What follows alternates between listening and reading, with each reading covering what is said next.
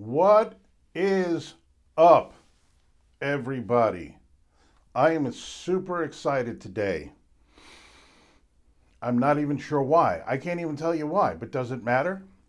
Welcome to the Mark Z Drumcast. I am your host, Mark Zapata, owner and founder of Mark Z Drums, and I've been playing drums since I'm 7, and Mark Z Drums has been around for about 12 years. By the end of this show, you're going to, number one, know how to be a better teacher, if that is what you're doing right now, teaching drums. Or let's just say in general, anything you're teaching, any instrument, this really does apply to anybody who is in the educational world. And also, how to become a better student instantly. Some of you out there are taking lessons. Some of you out there are giving lessons. Some of you out there may be doing both. As I do, as a teacher, I feel it's important to always continue my own education as I am teaching younger, less experienced drummers coming up, even brand new drummers. So, first of all, today, I want to start out by letting you know that the weather in New York has significantly cooled. The humidity has significantly dropped. It's a beautiful time. Now, based on past years, I really don't know how it's going to go. It could be 90 degrees again for another week or two or a month. The way this weather has been crazy. Or maybe we're done with that and now we're into the nice fall, crisp, clear air, cool weather, no humidity, and now maybe we're hurtling towards Halloween.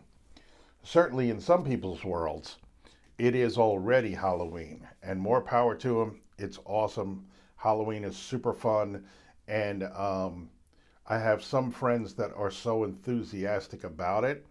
It's infectious. It's super fun. So I would like to start out. We're going to get to the being a better teacher, being a better student in a little bit, in a short while. I would like to relate a story. Okay, I would like to talk a little bit about my own experience teaching and some lessons that I've learned over the years. I remember when I first started teaching, to lose a student for any reason, whether they move away, or they just got bored, or they just didn't like it anymore, or they didn't like me, or the parents couldn't afford it, whatever the reason, I used to feel kind of devastated about losing a student. Now, I think part of that was that I was just starting out and I was trying to be the best teacher I could, and I wanted to make a living at it.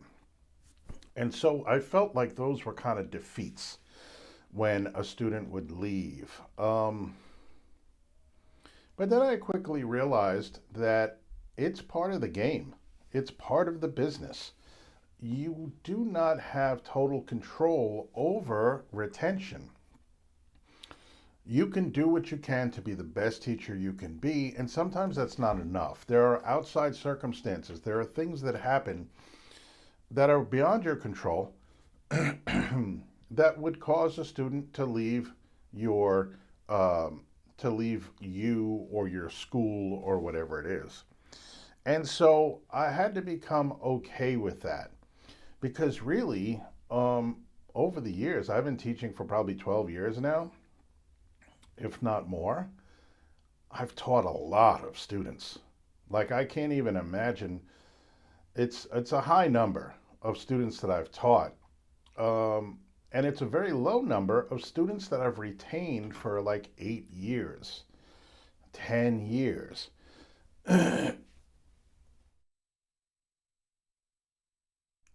But that is a thing. You know, I have many students for many years already, some not as long as 10 years, but I recently had a student that went ahead to college, and we ended lessons after about 10 years. I believe she maybe came to me when she was 9 and 17. All right, so 8 years. That's a long time. And I have other students that are up there 4 or 5 years, 6 years, things like that. So, but that's kind of a rarity because, like I said, things do happen. Children change, their interests change. Um, all kinds of things can happen. So, the that's the exception rather than the rule when you retain students for a long time. Um, but it also has to do with the amount of effort you put into it, the way you teach. It's tough to retain students. So, one of the stories that I recently had was I had a new student who had come in. That's right, I'm moving this around a little bit. There's a new, I'm kind of like that person that if I'm sitting in a waiting room, let's say at a doctor's office or something, and there's artwork on the walls or pictures on the wall, if something's crooked a little bit, I will stare at that um, picture and really just want to straighten it out because I like to see things like I like to see the two lines of the edges of the pictures like evenly spaced. I like to see the straight line parallel to the ceiling line, stuff like that. As little things like that. I also love when things fit into things. One time I had a big collectible beer that was made at Omegang Brewery from, it was a Game of Thrones themed beer. I mean, I still have them. And I had purchased I don't know what you would call it, but it's a skull with a helmet with horns, and it's maybe it's a flagon or something that you drink out of.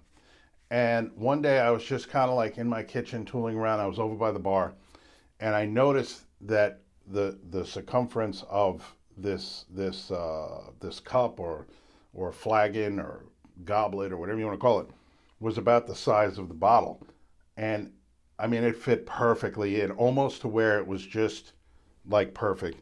And I don't even know why I'm telling you this, but those kind of things, like, so I'm into like kind of symmetry. I'm into things being even. I'm into things fitting into things. Like I like order, I guess. Maybe that's what I'm talking about. But anyway, so I don't even, where did I get off on that? So I had a new student who had come in for a couple of lessons and right from the start did not say a word, not a peep, um, did not answer questions. And it was, I mean, listen, I've dealt with that before. In the beginning, early on in my career, yes, that is a little off-putting. You don't know what to do, but I've been doing this for so long. I've kind of seen it all. I probably haven't seen it all, but I've seen a lot of stuff. And I've dealt with a lot of different situations with students. So the first lesson, he's quiet. He kind of did what I asked, but, I was questioning whether or not he really wanted to be there. And that is a question that sometimes comes up, whether or not it's the parent's idea or the child really wanted drum lessons or whatever. You never know until you talk to the student and you evaluate and you get to know them. But this went on for the second lesson. And then the third lesson, the mom showed up. Up until then, the dad had been bringing the student. But then the third lesson, the mom showed up. And she's like, oh, can I sit in? Okay.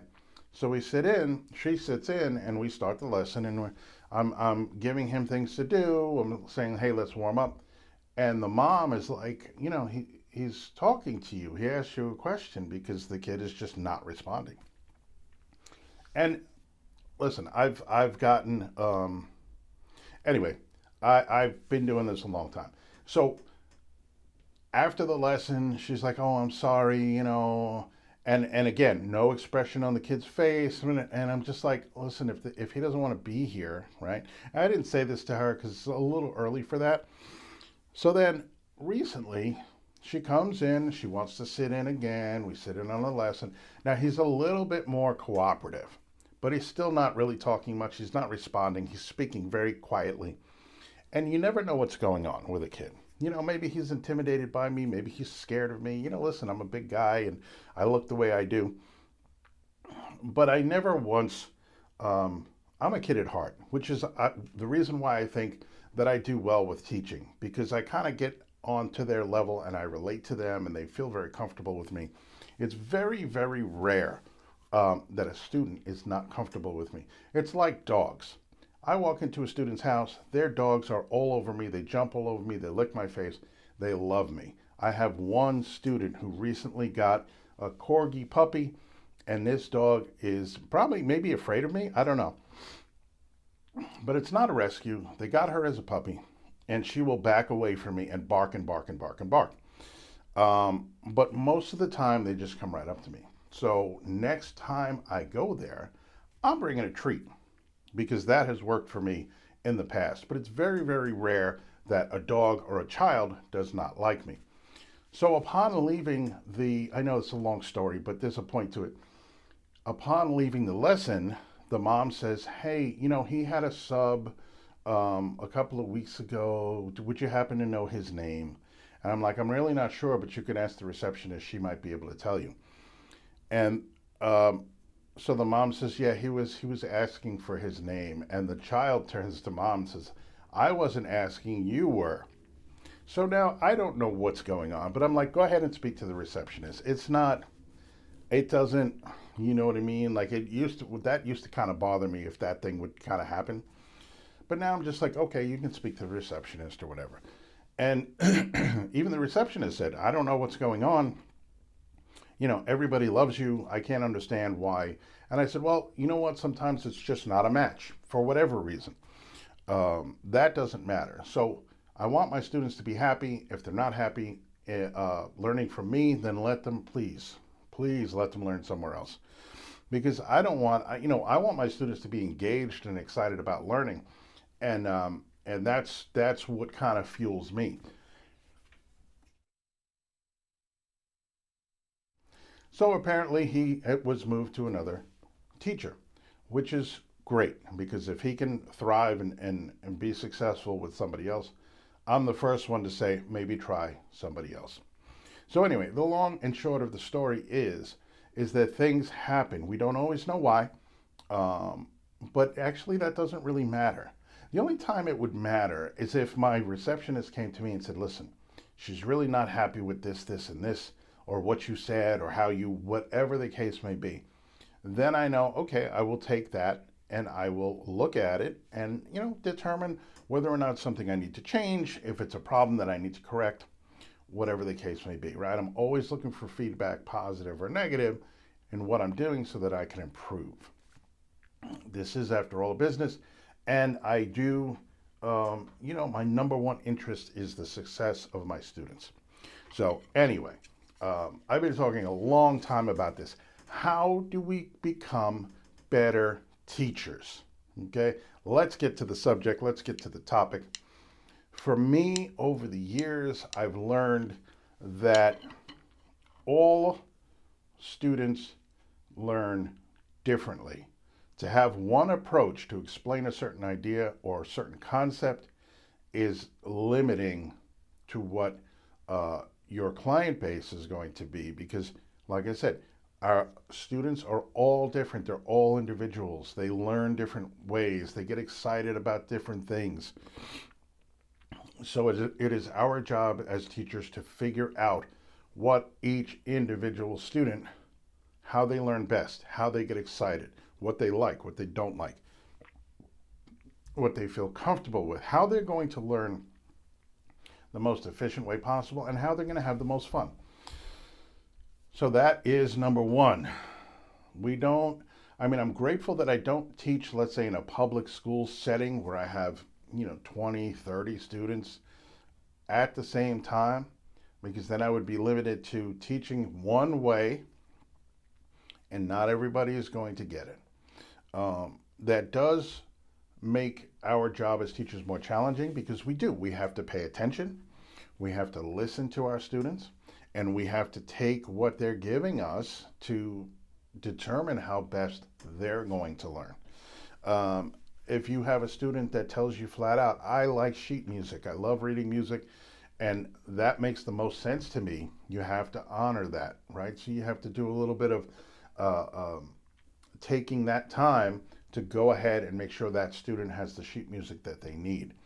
Other students you figure out don't respond well to sheet music. They respond better when they're listening to music or when they're watching me do something. So again, explaining ideas and concepts in many different ways is a way that you can become a better, more effective educator in any field. All right, we're talking specifically about drums here, of course, but in any field, is figuring out how your students can excel. Okay, and so listening to them.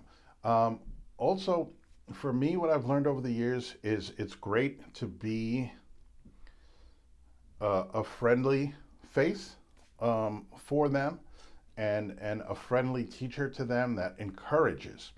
But we also need to set boundaries as well. We also need to kind of hold them accountable for their responsibilities. And sometimes that's tough because students will come in and want to, just kind of like have fun and mess around. And we have to learn something today, right? So that the next week of practice, you have something new that you're working on and that it can propel you forward with motivation. So that's a fine line as well, okay?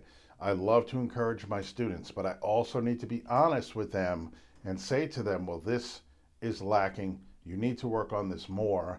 Or how much have you been practicing? We need to increase that number a bit for you to really start to get the benefits. So being listening, right? Um, being honest with your students, setting boundaries, and holding them accountable are all very, very important things. Besides the first thing I talked about, which was determining your students' ability to learn, which way they learn best, which way they're more comfortable learning. And a lot of times when I get younger students in, I'm not only teaching them about drums, but I'm teaching them about music. Some of them come in and they don't have a favorite band, a favorite song. They don't listen to music. And that kind of puzzles me because I'm like, well, okay, so this person might be like a natural drummer that has not yet discovered music, but they know in their heart that they want to play drums, which is a really cool place to get a student, right? Because you know that they're there for a reason, and now you can explore with them different types of music and figure out what they like. I had a young girl come in, very young, probably 5 or 6, and she was described kind of as a little bit of trouble, doesn't listen, things like that. So the mom is requesting a patient teacher. That's what they call me, right? They say that I'm very patient. And I am. So far, why am I putting up air quotes? So far, knock wood, she has not been a behavior problem. In fact, she's talented. She's not speaking much. The other day, after maybe 4 or 5 lessons, she actually spoke to me, and I did not make a big deal out of it. We just had a little bit of a conversation. She brings in stuffed animals, and we talk about their names and things like that. So now she's opening up a little bit. One time after maybe the 3rd lesson or the 4th lesson, I just got a hug out of nowhere as we were ending, and I was talking to the mom. So those are the rewards that we get when somebody says, oh, this child doesn't listen or has issues or whatever. And just kind of treating them, I guess the way I treat them, I don't really know. But anyway, it was a really wonderful experience as a teacher for me. And so there is a lot to being a teacher. You do have to listen to your students. I used to be kind of more like, okay, sit down, let's get to work. Now it's a couple of minutes, maybe 3 minutes. Hey, how are you? How was your week? How was school? How was camp? Whatever. So anything happened this week? And you will get the lowdown. And it builds that relationship. when I travel to my students' homes and I do in-home lessons, I feel like I'm part of the family. Actually, all my students, I feel like I'm part of the family because I will get to a student's home and they will say, oh, grandpa is sick, so they're upset. The dog, this happened, this, so whatever. And I get the lowdown and I can kind of go in there with the understanding that the child has this on their mind or that on their mind. And I can try to kind of like get them into the lesson and get their mind off maybe what's troubling them at the time. But there's always something going on in a family, which I think is also a beautiful thing about teaching, especially when you're with a family long term and you're with a student long term. You build that relationship, and it was very hard to see my student go off to college, but at the same time, very gratifying, super proud of her, of all the things she's accomplished throughout the time we've been working together, and all the things I'm sure she will accomplish down the road. And I often get updates and videos and things of performances she has done since we stopped working together. So I'm still very involved with the parents, and we still, I still know what she's doing, which is amazing. So those are some tips on being a better teacher. If you have any questions, go ahead and leave them in the chat or go down to the comment section. Ask me some questions. I'll be sure to answer the best I can.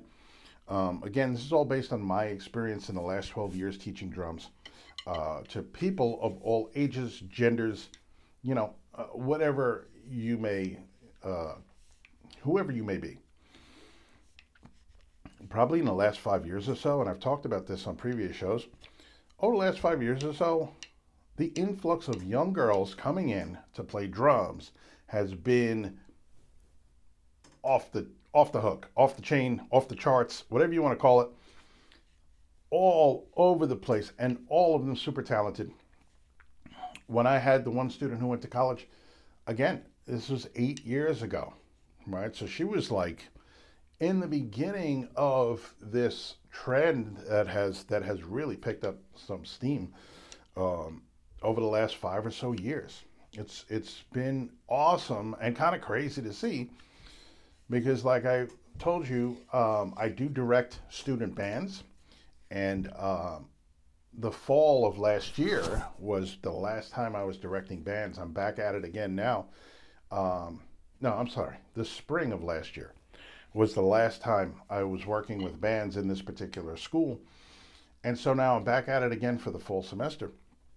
And back then I had two bands, a 5-piece band and a 4-piece band, all girls, 9 girls in 2 different bands. It was awesome.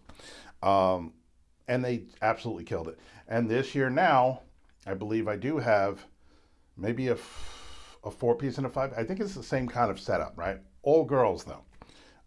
And all of my new students recently, well, most of my new students recently have been girls of all ages. Even adults come in, adult women, professionals come in, and they want to learn drums. So hey, let's go. I'm ready for all of it. Okay, so let's move this along.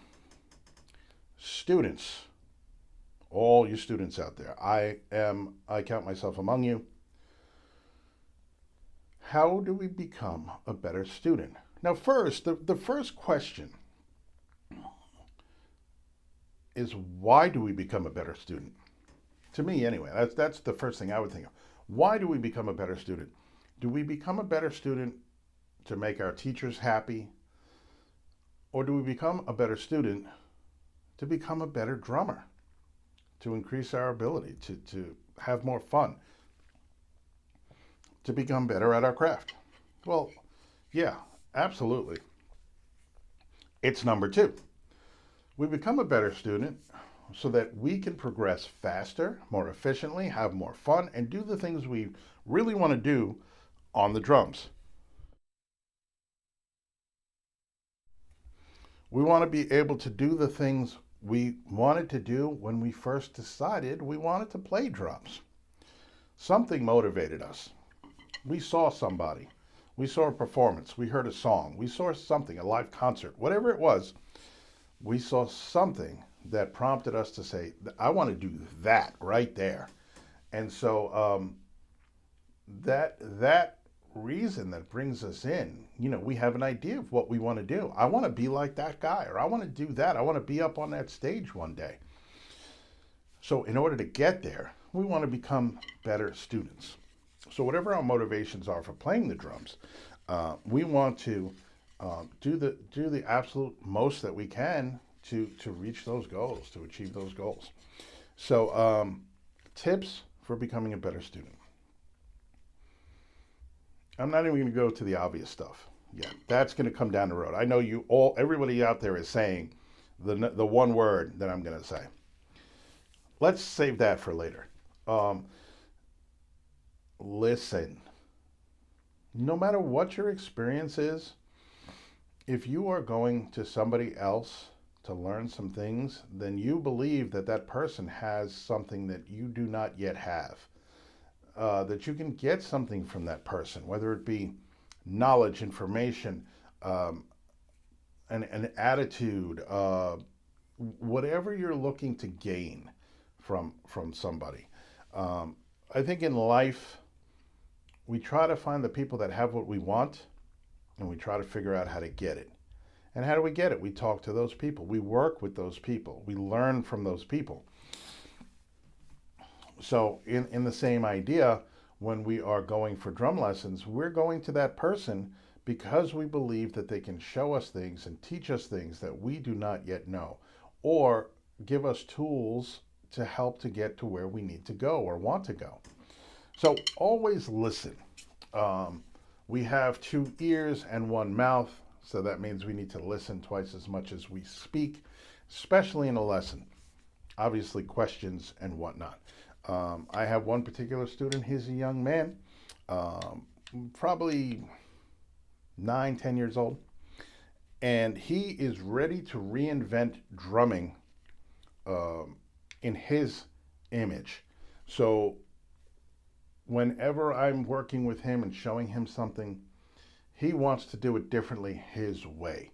And so you do have students like that who believe that, well, this works better for me.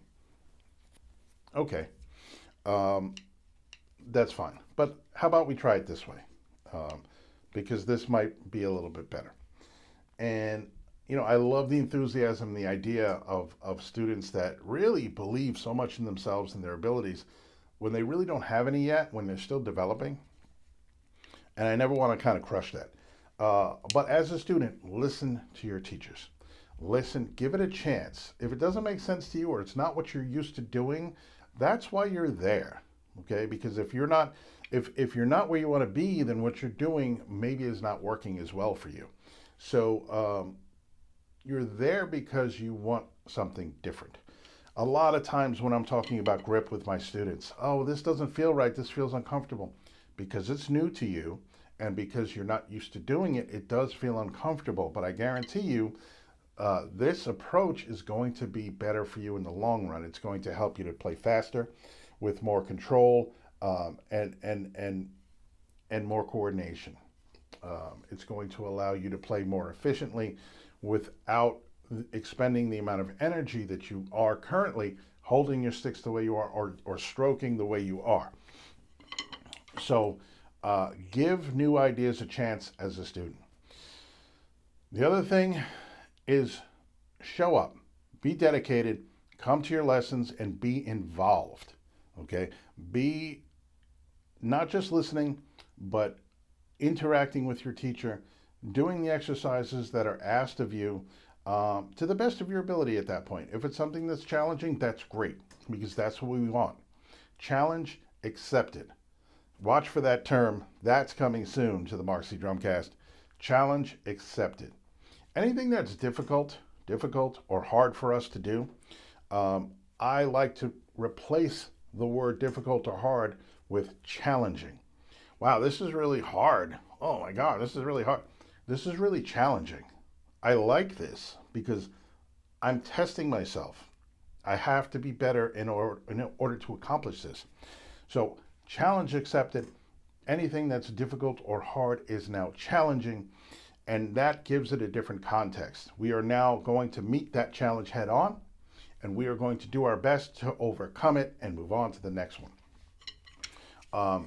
So be open to that. Be open to new things. Be open to uncomfortable things as a student. Move towards the uncomfortable. That's where the growth is, right? That's where we progress, when we're in that uncomfortable place. And then all of a sudden it becomes more comfortable, and then we can move on to the next uncomfortable challenge in our drumming. Okay? And of course, the final thing, not the final thing, but one of the most important things is obviously to practice.